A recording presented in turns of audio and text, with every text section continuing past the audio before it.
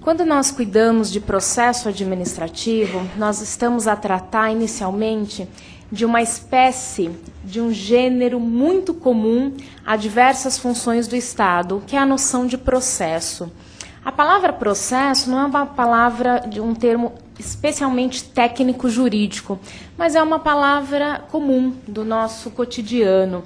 Então, quando nós falamos em processo, embora nós, advogados, estudantes de direito, já pensemos em um processo judicial inicialmente, o que se tem no vocabulário comum por processo é uma sucessão encadeada de atos. A gente costuma dizer que os publicitários fazem um processo de criação, que as indústrias fazem um processo de produção. Nada mais do que vários atos tendentes a um resultado final e conclusivo. Quando a gente traz esse termo, portanto, da linguagem comum e o transporta para a linguagem da ciência jurídica, e aqui sim nós estamos num campo em que ficamos mais à vontade, porque conhecemos os princípios e os termos técnicos que devemos usar, nós precisamos verificar que a Constituição de 88, ela tratou do tema processo nas 3 funções estatais. O que isso implica dizer? Que nós temos um verdadeiro processo administrativo formatado pela Constituição de 88, ao lado de um processo judicial e também ao lado de um processo legislativo. O que essas 3 espécies de processo guardam como características semelhantes que as permitem ser enquadradas sobre o mesmo gênero? E quais as diferenças que nos permitem apartá-la em 3 espécies diferentes? Quando nós falamos de processo, e é isso brevemente que está aí projetado para os senhores, nós temos a ideia muito simples de uma relação jurídica que envolve as partes e que se desenvolve por uma série de atos encadeados cronologicamente, como se nós pudéssemos fazer uma analogia com elos de uma mesma corrente, de modo que eu só posso verificar o segundo elo depois que eu já tiver passado pelo primeiro. Ou eu poderia fazer uma outra analogia com o processo e a gente poderia visualizar uma escada. Eu só consigo galgar o segundo passo, o segundo degrau daquela escada se eu tiver passado necessariamente pelo primeiro. Então eu tenho uma sucessão de atos que eu posso verificar tanto no processo legislativo, quanto no processo judicial, quanto no administrativo, com uma diferença muito básica entre eles. Primeiro, a função que o Estado está a exercer. Segundo, a finalidade que cada um desses processos está a alcançar. Quando nós falamos do processo legislativo, para citar um exemplo, o objetivo desse processo, o término desse processo, culminará com a edição de uma norma jurídica primária, uma norma jurídica que inova no ordenamento, uma norma que cria direitos, que cria obrigações para o cidadão.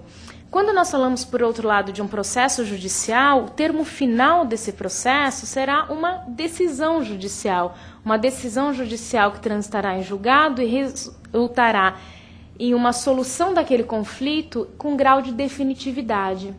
E aí nós temos finalmente o nosso tema, o processo administrativo, que em muito se assemelhará com o processo judicial.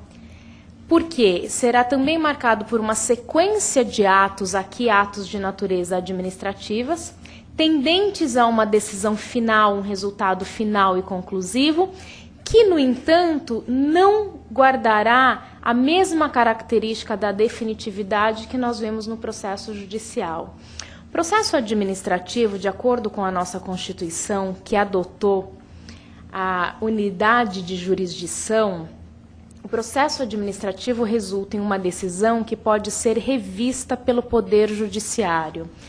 A Constituição prescreve no artigo 5º que nenhuma lesão ou ameaça a direito ficará ressalvado da apreciação do Poder Judiciário. Então, ainda que essa lesão, ainda que essa ameaça tenha por autoria algum órgão, alguma unidade do poder público, o Poder Judiciário estará sempre disposto a rever uma decisão administrativa. Mas para que o Poder Judiciário possa rever essa decisão administrativa, ele precisa ser provocado. Sabem os senhores que o Poder Judiciário não age de ofício, muito diferente do que acontece com a administração pública. A administração pública, quando instaura um processo administrativo, o faz de ofício ou a requerimento do interessado. Então, é muito comum a administração iniciar um processo administrativo sem que seja provocada para tanto. Nós podemos, lendo os jornais, ver a todos os dias a administração iniciando processos administrativos expropriatórios, processos de desapropriação, quando para atender alguma questão de necessidade pública, de utilidade pública ou de interesse social nos termos da Constituição, ela precisa de uma propriedade privada para que então ela possa atender o interesse público. Ela instaura por si só, sem que haja inicialmente a participação do interessado, um processo administrativo. Pois bem, a desapropriação é um típico exemplo de processo administrativo que se desenrolará de forma toda administrativa e poderá, inclusive, ter a discussão do valor da indenização, que é o que mais interessa ao proprietário que está sendo retirado daquela propriedade, em vias administrativas. Não há necessidade de que essa discussão seja feita necessariamente diante do Poder Judiciário. Mas aqui nós temos uma questão muito importante a anotar. O processo administrativo, diferente do processo judicial, ele sofre de uma certa desconfiança por parte do cidadão e eu diria por parte de muitos advogados, por uma simples razão. Enquanto no processo judicial nós temos a figura do autor, do réu, do reclamante, da reclamada e um juiz equidistante, aquele que fala em nome do Estado, mas que não se envolve com a causa, o que está justamente a garantir a imparcialidade da decisão, no processo administrativo, a própria administração, que na maioria das vezes figura como polo na ação administrativa, é quem julgará aquela causa. Esse fato faz com que as pessoas alimentem uma certa descrença pela figura do processo administrativo, como se sempre houvesse, desde o início, um vício de origem a mitigar o princípio da igualdade, porque o cidadão se apresentaria a defender os seus interesses próprios, enquanto a administração estaria ali defendendo seus interesses, mas com a prerrogativa de figurar também como julgadora. Então, a própria administração que tem interesse na causa seria a julgadora daquela causa. Como que nós podemos fazer para resolver esse problema inicial do processo administrativo?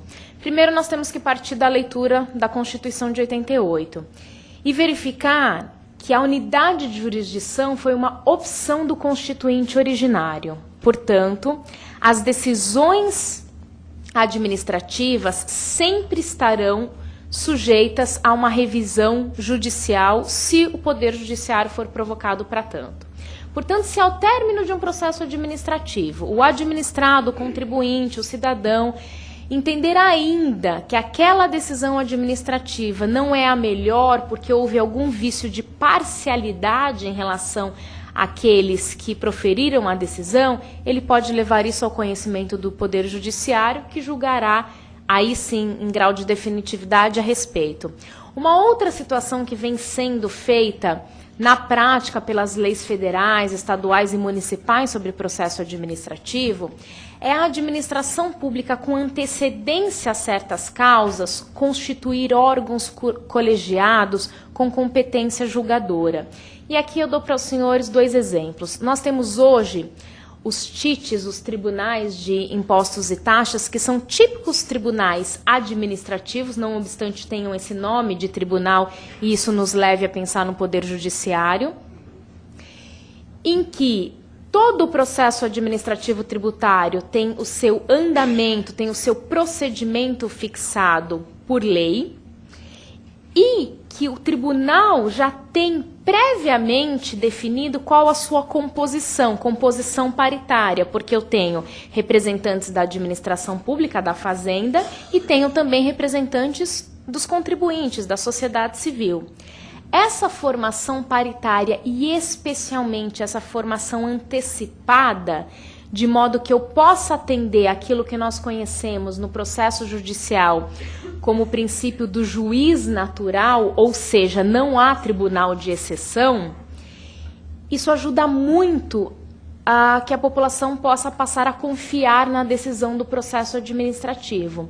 Um outro exemplo nesse mesmo sentido é o fato dos processos administrativos disciplinares, sabem os senhores, aqueles processos administrativos que são instaurados para averiguar a existência de alguma infração cometida por servidor público e que pode culminar com a aplicação de alguma sanção, de uma sanção mais leve, a exemplo de uma advertência, até uma sanção bastante gravosa, como seria uma exoneração ou uma demissão-sanção, em que as comissões processantes hoje devem ser previamente nomeadas no início de cada ano para que exerçam a sua função por todo um exercício financeiro, ou seja, por todo um ano civil. O que isso minimiza dentro do processo administrativo? A existência da ocorrência do fato e depois a nomeação da comissão para que apure a existência e a eventual autoria daquele fato. Então, quando nós falamos em processo administrativo, talvez seja a hora de nós verificarmos que existe um campo muito grande, que a legislação vem hoje a regular com bastante especificidade isso, e que é um campo de atuação de extrema importância, inclusive para os advogados. Hoje nós temos visto especialmente nos processos administrativos de controle, que são aqueles que são exercidos, por exemplo, perante os tribunais de contas, o TCU, os TCS, aqueles que são instaurados pela Controladoria Geral da União, cada vez mais aumenta a atuação do advogado nesses processos. Porque não obstante a decisão final possa depois ser rediscutida perante o Poder Judiciário, tem se verificado que a decisão, uma vez proferida, ela já é eficaz, ou seja, ela já produz efeitos. Então, entre a prolação da decisão e até que o judiciário seja provocado e, eventualmente, o judiciário possa dar uma resposta àquele interessado, os efeitos benéficos ou maléficos daquela decisão já estão sendo colhidos e suportados pelo administrado. Isso faz com que o administrado cada vez mais veja a necessidade de um auxílio técnico, de uma defesa técnica nos processos administrativos. E aqui entra necessariamente a figura do advogado. Quando nós falamos, então, em processo administrativo, eu destacaria em relação àquele conceito geral de relação jurídica que se dá pela sucessão de atos administrativos encadeados, basicamente duas questões. O processo administrativo é essa relação jurídica que se dá na intimidade da função administrativa e cuja decisão final pode ser sindicada pelo Poder Judiciário. O que é importante a gente verificar aqui é que durante muito tempo a doutrina brasileira e a jurisprudência também chegou a fazer essa diferenciação entre os termos processo e procedimento. E a origem de toda essa confusão ou de toda essa discussão que poderia parecer meramente semântica, meramente no tocante à linguagem, ao melhor rótulo a ser escolhido, vem de que o nosso direito administrativo é todo inspirado no direito administrativo francês, onde não há unidade de jurisdição. Portanto, lá na França, assim como ocorre também na Itália e em alguns outros países do continente europeu, nós podemos verificar que existe um processo administrativo que é desenvolvido sob o manto da função jurisdicional. Então, nós temos o processo judicial e o processo administrativo como espécie de um processo judicial. E temos lá o procedimento administrativo, que é esse pleito, essa reclamação, esse requerimento que o cidadão leva diante da administração e é por ela mesma a administração decidida. Quando nós transportamos esses conceitos para o direito brasileiro, como aqui nós temos unidade de jurisdição, não faz sentido a gente falar em processo administrativo como uma espécie de processo judicial. Processo judicial aqui é só aquele que se desenvolve perante o Poder Judiciário e cuja autoridade competente para decidir é um magistrado. Perfeito? Aqui nós temos, então, a ideia de processo administrativo como esta relação jurídica em que aparecem as pessoas no processo com direitos, com deveres, com ônus e com sujeições, e este processo se desenrolará por meio de um procedimento administrativo. O que é, portanto, o processo? É a relação jurídica que se estabelece entre as partes. O que é o procedimento administrativo? É a roupagem desse processo. Se o rito será maior ou menor, é o procedimento que estará a definir. Se o rito terá mais fases de defesas ou menos fases de defesa, é o procedimento que estará a definir. E eu trago aqui um exemplo que me parece muito elucidativo. Quando nós falamos em processo de licitação pública, e vejam que esse termo processo licitatório não é um termo só da minha predileção, embora eu prefira falar em processo de licitação do que procedimento, mas foi a Constituição de 88, ao tratar da obrigatoriedade de licitação no artigo 37, inciso 21, que chamou a licitação de processo. E não o fez de modo indevido. Por que a licitação é um processo administrativo? Porque as partes licitantes, as empresas que participam daquela disputa, somada à administração, que é quem está realizando a licitação, comparecem naquele processo munidas de direitos e obrigações, direitos de cumprirem fielmente a lei, direitos de só fazerem declarações verdadeiras, e também com alguns deveres. Deveres de cumprir essa mesma lei em relação à parte contrária, então nós vemos direitos e obrigações recíprocos.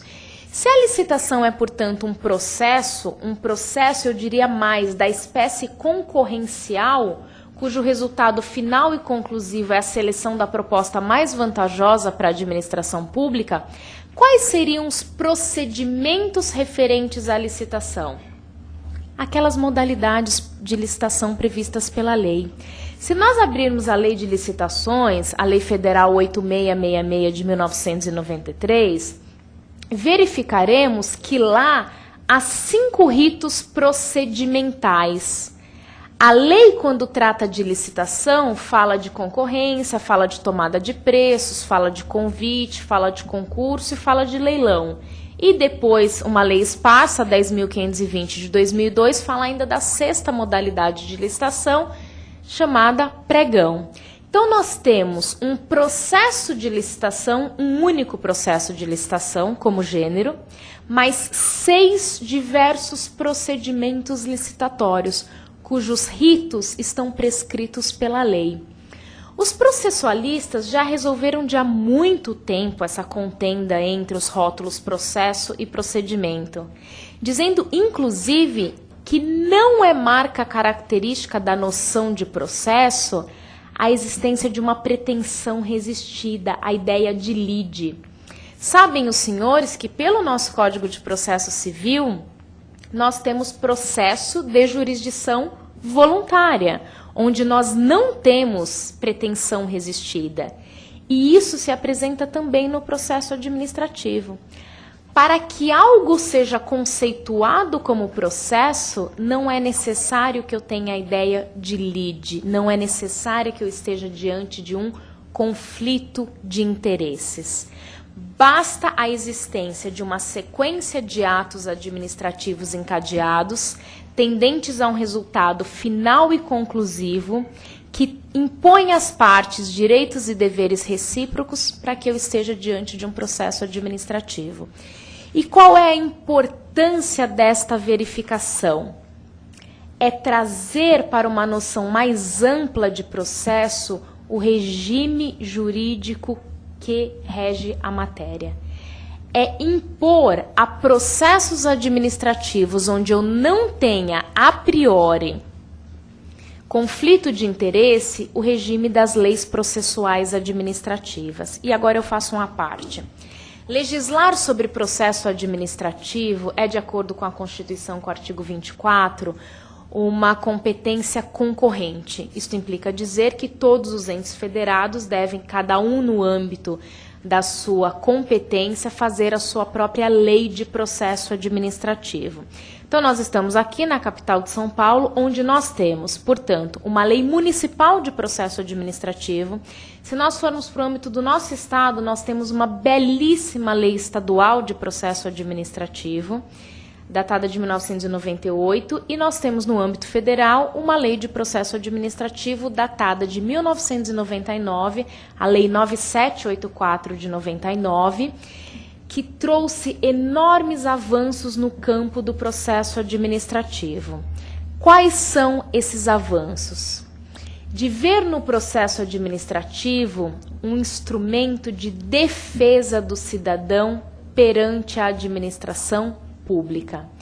É permitir que o cidadão, diante de qualquer ato administrativo que lhe pareça ser abusivo, que lhe pareça ser excessivo, possa pleitear diante da administração a revisão daquele ato administrativo.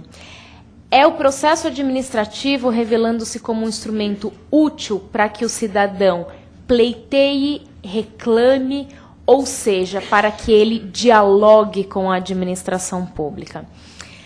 Me parece que a principal função do processo administrativo no nosso ordenamento jurídico, de acordo com a Constituição da República de 88, é se apresentar como maneira de diálogo entre o cidadão e a administração. Por quê? É muito mais fácil a gente verificar a legalidade e a proporcionalidade de uma decisão administrativa quando o futuro destinatário daquela decisão administrativa participa do círculo de formação da decisão que ele terá que cumprir.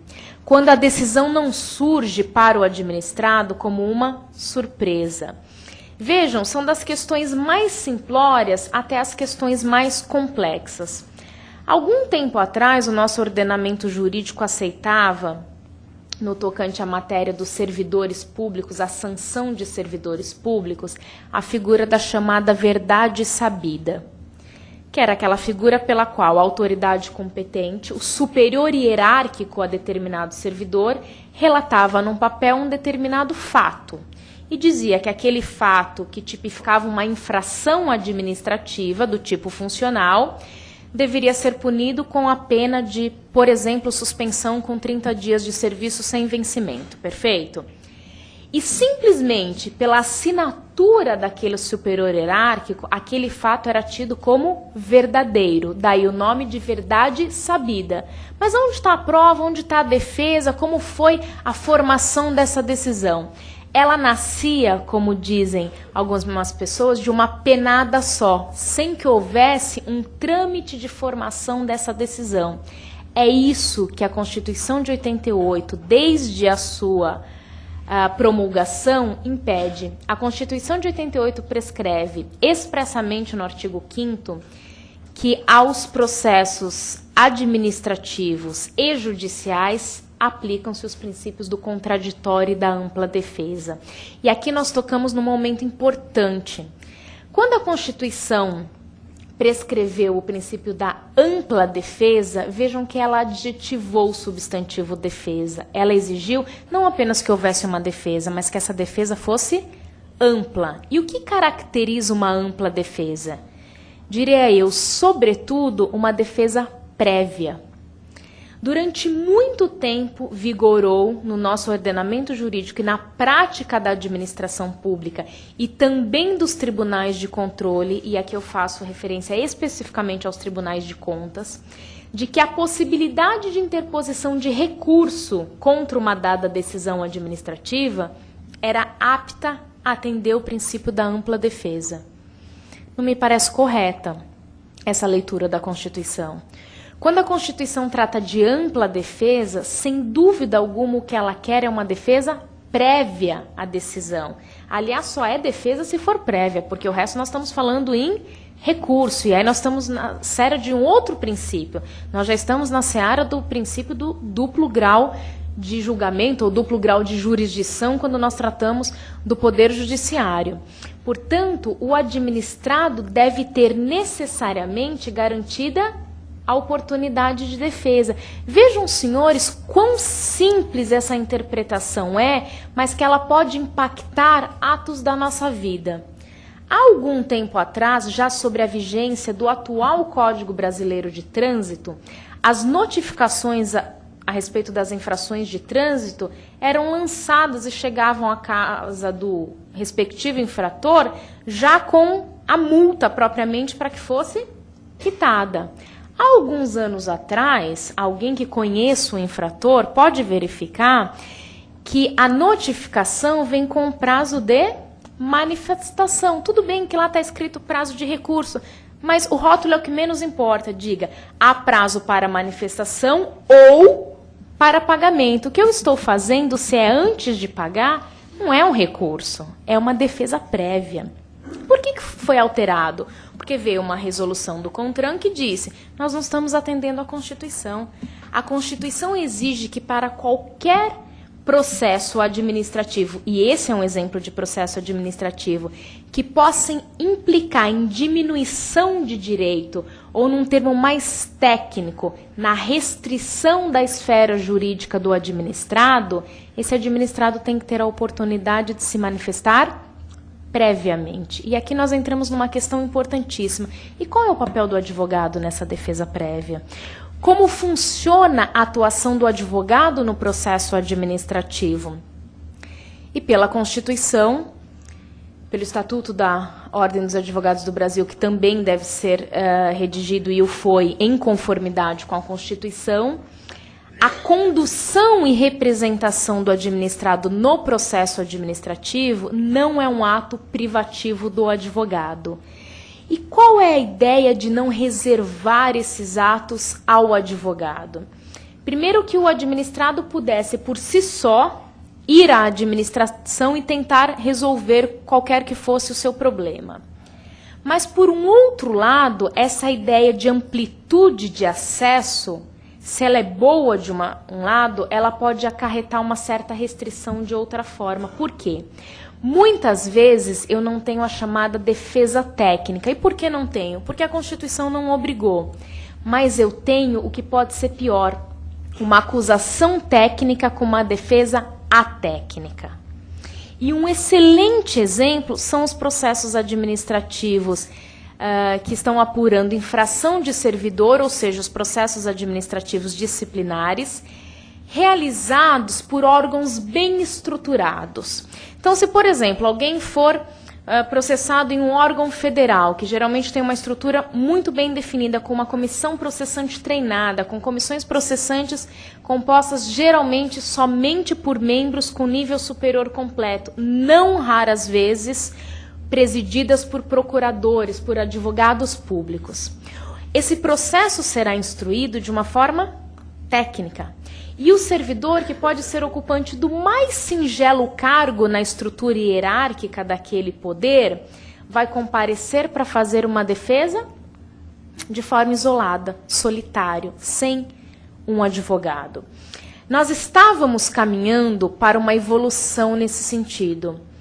O Superior Tribunal de Justiça chegou a apresentar uma súmula dizendo que a ausência de advogado no processo administrativo disciplinar, então nessa espécie de processo administrativo especificamente, afrontava a Constituição da República, justamente no tocante ao princípio da ampla defesa. Infelizmente, nós tivemos um retrocesso nessa área, porque o Supremo Tribunal Federal editou uma súmula vinculante, dizendo que a ausência do advogado na defesa do servidor público em processos administrativos disciplinares não afronta a Constituição da República, dando, portanto, validade à defesa feita pelo próprio servidor, ainda quando eu tenho uma acusação que nós possamos reconhecer como técnica. E aqui, mais do que uma questão sobre processo administrativo, a meu ver, a solução deve ser encontrada à luz da Constituição da República e de um dos princípios mais comezinhos do ordenamento jurídico e não somente do direito público, o princípio da igualdade. As partes devem comparecer a qualquer espécie de processo numa situação igualitária. As partes devem ser conferidas o que a doutrina costuma chamar de paridade de armas. Então, se eu tenho uma defesa técnica de um lado, eu tenho que, uma acusação técnica de um lado, eu tenho que necessariamente ter uma defesa técnica de outro, sob pena de ofensa ao princípio da igualdade e de vício daquela decisão resultante daquele processo administrativo. Mas será que o advogado atua no seu dia a dia com processos administrativos? Será que o advogado costuma intervir em processos administrativos? Eu diria para os senhores, cada vez mais, é cada vez mais comum. Nós temos hoje, sabem os senhores, e aqui não vai nenhuma crítica, mas tão somente uma constatação, um poder judiciário assoberbado, um Conselho Nacional de Justiça definindo metas, querendo tornar o dispositivo constitucional que fala sobre a duração razoável do processo algo realmente concreto. Mas nós estamos ainda longe de alcançar essas metas. Quando pensamos que o processo administrativo pode ser muito mais célere do que um processo judicial, e que talvez a presença de um advogado em um processo administrativo que tem hoje um regime jurídico legislado, direito posto, e aqui eu me valho das prescrições da Lei Federal, a 9784 de 99, em que um cidadão leigo que não seja letrado em direito tem dificuldades de compreender termos como convalidação do ato, decadência do direito, a atuação do advogado serve como uma forma de permitir que o cidadão encontre a sua solução, não somente à luz do Poder Judiciário, mas perante a própria administração pública. Eu dou um exemplo para os senhores. A Procuradoria-Geral do Estado de São Paulo, numa iniciativa que deve ser louvada, hoje tem um departamento em que recebe os pleitos dos cidadãos, representados ou não por advogado, e que antes de levar ao Poder Judiciário qualquer tipo de indenização, qualquer tipo que seja de pedido de indenização, instrui um processo administrativo e tenta resolver diante do próprio administrado aquela situação. Além da celeridade que eu já destaquei, sem dúvida alguma, há um outro enorme ganho. Qual é, gente? Pagamento desta indenização, se for resolvida diante de um processo administrativo, não será fruto de uma decisão judicial e, portanto, não se sujeitará ao regime de precatórios. Será um pagamento direto. Quantos anos essa pessoa ganhou, então, em receber de verdade aquela indenização? Seria o tempo do processo judicial, seria o tempo dos recursos que o poder público certamente se valeria e depois o pagamento mediante regime de precatório prescrito pelo artigo 100 da Constituição da República. Então, a Procuradoria-Geral do Estado de São Paulo vem trabalhando com o processo administrativo como uma forma de resolver problemas dos cidadãos. Vem trabalhando como uma forma de tornar esse processo administrativo cada vez mais efetivo.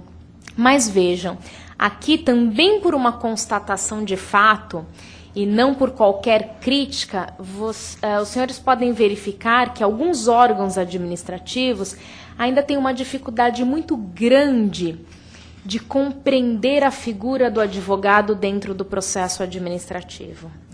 Ainda tem um receio muito grande quando o administrado comparece ao processo administrativo representado por um advogado, como se o advogado estivesse ali para tumultuar ou para turbar a ordem do processo administrativo. Por quê? Porque historicamente o advogado não se apresentava, porque historicamente o administrado ia sozinho e ele fazia o seu requerimento como ele podia compreender que aquele requerimento deveria ser feito. Hoje, os processos administrativos estão se tornando mais técnicos. E isso talvez implique uma reforma, num futuro próximo, em alguns processos administrativos, e aqui vai uma ideia para que nós possamos pensar e meditar para o futuro, talvez aqueles processos administrativos restritivos de direito, que são aqueles processos administrativos cuja decisão final implicam numa diminuição da esfera jurídica do administrado, talvez nesses processos a presença do advogado seja não somente boa, mas seja imprescindível para garantir os direitos daquele administrado. Vejam que é muito diferente eu ir até a prefeitura, pedir uma licença para construir, para edificar na minha propriedade, juntar uma série de documentos e a prefeitura dizer o seguinte: falta a planta assinada por um responsável técnico, alguém com registro no CREA, portanto eu não posso conceder essa autorização, essa licença, mais tecnicamente falando. Portanto, eu indefiro o pedido. Este indeferimento da administração não causa para o administrado uma restrição a direito seu. Ele não perdeu absolutamente nada, ele só deixou de ganhar. É bem diferente. Por quê? O pedido de uma licença é um processo ampliativo de direito. Ou a administração confere e ele agrega um valor à sua esfera jurídica, ou a administração indefere e as coisas permanecem como estavam. Diferente de um processo restritivo de direito. Um exemplo que eu já dei para os senhores, o processo expropriatório, a desapropriação. Eu estou tranquilamente na minha propriedade adquirida licitamente, com todos os impostos em dia, e de repente recebo uma notícia que, para atender uma questão de interesse social, a minha propriedade será retirada, será revertida para o poder público, para que ele depois faça uma demolição e use o espaço de acordo com o projeto que ele tem. Aqui eu tenho um típico exemplo de processo restritivo de direito. Como é um processo em que a administração pode aplicar uma sanção ao administrado, uma sanção ao servidor, uma sanção ao contratado. E por que será, então, que já não existe a obrigatoriedade de representação de um advogado por esses casos? Porque, infelizmente, o nosso Estado não está aparelhado para tal. Se a Constituição ou uma lei impuser a obrigatoriedade da presença do advogado, ainda que seja para os processos restritivos de direito, necessariamente deveria existir um dispositivo que garantisse àquele que não pudesse, por seus próprios meios, constituir um advogado, que tivesse um defensor, a figura do defensor dativo que existe no processo judicial. E aqui nós vamos para uma coisa não como no mundo do dever ser, mas no mundo do ser, no mundo fenomênico. Qual seria o impacto para o Estado hoje? Prover uma carreira em que pudesse ter defensores dativos para atuar em todos os processos administrativos. Então vejam que nós já caminhamos muito em relação aos processos administrativos e disso eu não tenho qualquer tipo de dúvida, mas nós ainda temos um longo caminho a percorrer. E esse longo caminho passa pela nossa classe, passa por uma atuação dos advogados que estejam mais atentos aos processos administrativos. Porque vejam só, pensemos cada um em nossa vida privada, quantas decisões judiciais nós já tivemos envolvidos? Talvez muitos daqui nunca figuraram em nenhuma ação judicial, nem no polo passivo, nem no polo ativo. É muito possível, mas certamente todos nós sofremos diariamente o influxo de decisões administrativas. Nenhum de nós estamos livres disso. Quando a administração lança um tributo, o que ela fez foi expedir um ato administrativo, mas esse tributo, porque se configura em uma determinada exceção, aquele administrado poderia ser beneficiário de uma isenção, por exemplo. Mas a administração lançou indevidamente. O que faz o administrado? Ele vai à administração e tenta resolver aquela situação. Mas de que forma? Como se a administração, se reconhecer a sua isenção, está lhe fazendo alguma coisa que seja realmente benéfica. Não, ela só está a cumprir a lei. Mas o administrado, o cidadão comum, sequer sabe que existe uma lei de processo administrativo.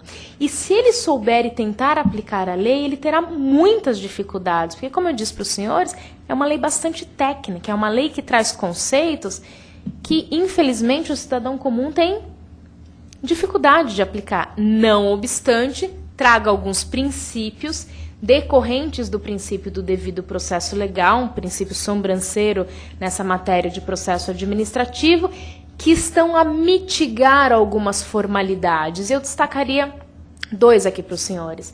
O primeiro, o princípio do formalismo moderado, que alguns doutrinadores preferem chamar de princípio do informalismo. Há um dispositivo na Lei 9784 de 99 que prescreve, por exemplo, que se o cidadão fizer um pleito, fizer um requerimento diante do órgão administrativo incompetente para tanto, ele não pode simplesmente reconhecer a sua incompetência e arquivar. Ele tem que mandar para o órgão administrativo competente, seja ele qual for. Mas era uma questão federal e ele pleiteou diante do município. Não há problema, o município terá que encaminhar aquela questão para o órgão federal que tem competência. Por quê? Como não estamos a tratar com alguém que domina uma técnica para fazê-lo, não se pode exigir do cidadão comum que ele saiba a competência de todos os órgãos administrativos que nós temos.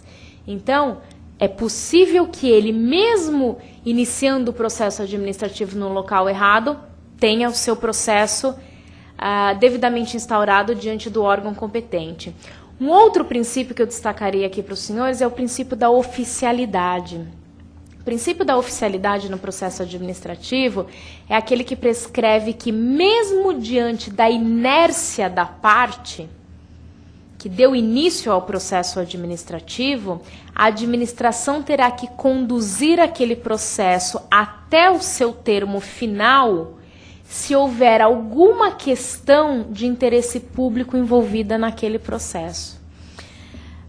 Uma vez um aluno me contou uma situação em que eu achei o melhor exemplo de princípio da oficialidade. Era um aluno que trabalhava na Corregedoria da Polícia Rodoviária. Ele dizia o seguinte: olha, nós recebemos muitas denúncias na Corregedoria da Polícia para que seja verificado atos infracionais de policiais rodoviários. Uma pessoa trafegando por qualquer rodovia do país é parado por um policial rodoviário, dizia o meu aluno, relatava um exemplo, que muitas vezes pede alguma propina para que não seja lavrado um auto de infração. E aí a pessoa sempre dava uma olhadinha no registro, no nome do policial rodoviário, e depois fazia uma denúncia na corregedoria relatando aquela situação e pedindo a apuração e a respectiva sanção. Só que essa pessoa podia ser residente aqui do estado de São Paulo e estar numa viagem de férias no Rio Grande do Sul, por exemplo. Tempos depois, quando o processo administrativo se desenrolava e a corregedoria entrava em contato, a pessoa dizia: olha, me desculpe, mas eu não tenho condições de sair do meu trabalho, de me deslocar de São Paulo para o Rio Grande do Sul para dar um depoimento ou levar qualquer tipo de prova, me desculpe, mas eu precisava que fosse apurado ali no momento. Eu não posso, mas não tenho mais interesse nesse processo administrativo. E o meu aluno me dizia: nesse caso, o que devemos fazer? E a minha resposta era: continuar o processo administrativo. Continuar com os meios possíveis. Se o caso for realmente gravoso, deslocar a comissão até onde a pessoa está para colher as provas. Por quê? Eu não estou a apurar algo de interesse daquele motorista, daquele cidadão, daquele administrado. A ocorrência ou não de um fato tipificado, aí não só no meu exemplo como infração administrativa, mas também como típico crime, mas ainda que fosse uma infração administrativa de natureza gravosa, atende ao interesse público. É o interesse público que quer ver aquele servidor desidioso, aquele servidor que comete a infração devidamente punido, para que ele não reitere naquela conduta. Então, o princípio da oficialidade, muito diferente do que acontece no Poder Judiciário, faz com que a administração não só instaure de ofício um processo administrativo, mas mesmo quando instaure por provocação de terceiro, ela deve conduzir aquele processo ainda diante da inércia da parte até um termo final e conclusivo, com o objetivo de atender ao interesse público. Qual é a finalidade do processo administrativo? Todo processo administrativo, seja a espécie que for, tem como finalidade justamente o atendimento ao interesse público, porque nós estamos a tratar nada mais, nada menos do que de um instrumento realizado na intimidade da função administrativa. E qualquer ato exercido no bojo da função administrativa tem o objetivo atender o interesse público. Mas não é só isso. Não é só esta finalidade genérica que o processo administrativo tem. Hoje, sem dúvida alguma, ele serve como uma forma de preservar os direitos do administrado. Ele serve como uma forma de dar concretude a um dos princípios do nosso Estado, que é o princípio democrático. Nós estamos no Estado democrático de direito. Nós não exercemos só a democracia quando nós votamos e elegemos um representante. Essa é uma forma de exercício da democracia. Mas nós exercemos a democracia toda vez que participamos da atividade administrativa. E uma das principais formas de participar da atividade administrativa é justamente através do processo administrativo.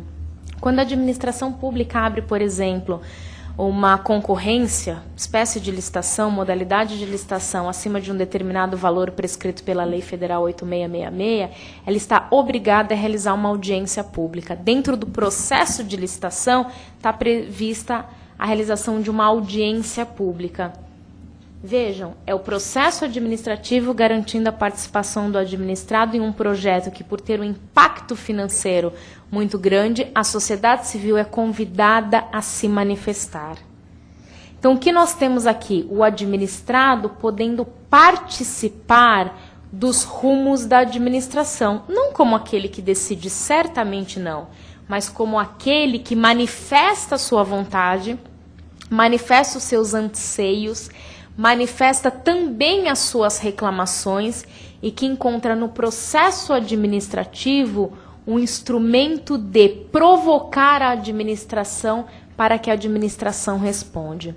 Eu costumo falar em todas as minhas aulas sobre processo administrativo que a Constituição trouxe um princípio, em verdade dois, o princípio do devido processo legal, e quando ela trata do direito de petição do cidadão, ali no artigo 5º como garantia fundamental, já está esboçado todo o regime jurídico do processo administrativo. E vejam, senhores, que quando a Constituição prescreve o direito de petição, no qual está íncito tanto o direito de pedir quanto o direito de reclamar, que nas constituições passadas já foram diferenciados, ela, sem dúvida alguma, prescreve para a parte contrária, aqui o poder público, o dever de responder.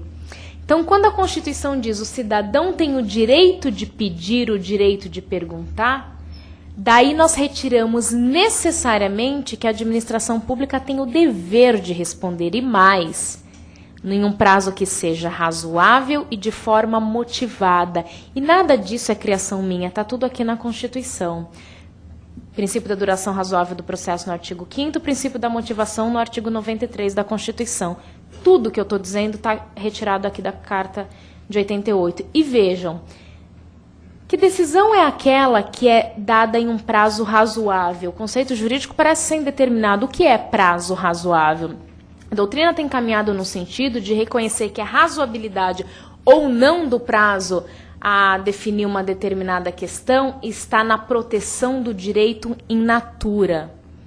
Durante muito tempo, parece que o nosso ordenamento jurídico se contentou com a figura da indenização, com a figura do ressarcimento. Eu peço alguma coisa que tem por objetivo proteger o meu direito à vida. E a administração diz, olha, demoramos, mas não tem problema, eu te indenizo por isso. Mas eu não quero a indenização. Eu quero a proteção do direito in natura, do direito que eu estou aqui a pleitear nesse momento. Só que para que eu possa ter alguma resposta que proteja esse direito, algumas eu preciso de uma brevidade absoluta. Em minutos, eu diria. Outras podem esperar um tempo mais. Nem todo direito precisa ser atendido no mesmo prazo. O que eu estou a dizer? Que o prazo razoável depende do direito que eu estou a tutelar. E isso serve tanto para o Poder Judiciário quanto para o processo administrativo, para a administração pública. Tanto é verdade que hoje nós temos nos processos administrativos, de uma forma genericamente considerada, o reconhecimento do poder geral de cautela da administração pública, que permite que ela atue de forma cautelar, num conhecimento sumário da matéria, assim como o juiz pode atuar de forma cautelar, seja através do Instituto Processual da Liminar, da antecipação da tutela. Vejam, isso não vem ao caso agora, mas para proteger o direito, desde que presentes os requisitos tipificados pela lei, a administração pública também pode agir cautelarmente.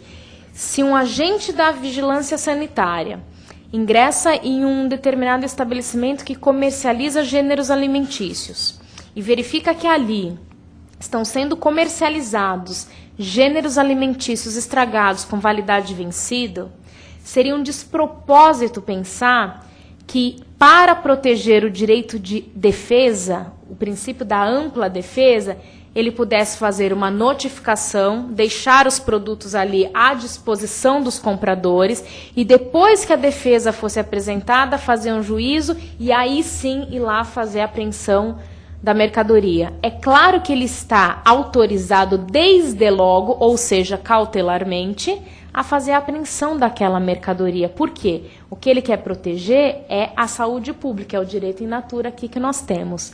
Então, quando nós falamos em duração razoável do processo, isso será extremamente variável, de acordo com o direito a ser invocado e que está sendo protegido.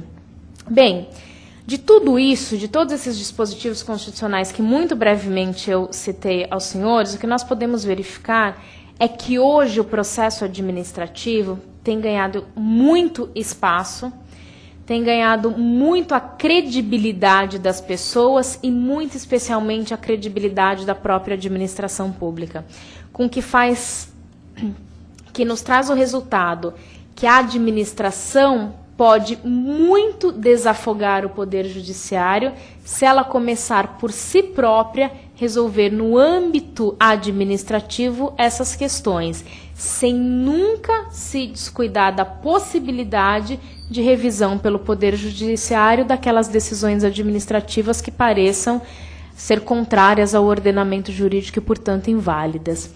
Essas eram as considerações que eu tinha a fazer inicialmente aos senhores sobre o processo administrativo.